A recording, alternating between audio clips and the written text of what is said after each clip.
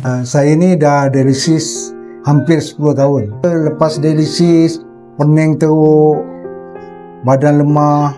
Dah lepas dialisis, sehari sebelum dialisis, dah lesu dah. Belum ni memang tak cantik dah. Itu tinggi, ni tinggi, semua tinggi. Tapi yang terbaru saya ambil, minggu lepas keluar dia punya keputusan, staf perubatan di center terang kepada saya lah keputusan dia. Dia kata kencing manis, sebelum ni kencing manis memang sudah tinggi.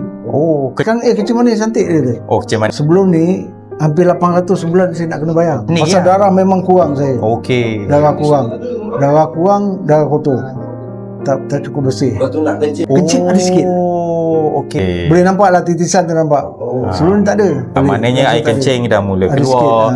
Lepas tu kencing manis dah mula normal. Kolesterol tinggi, bacaan dah normal. Baru 6 botol lah satu kotak tu kan. Untuk bulan ni saya cuma kena bayar 400 lebih.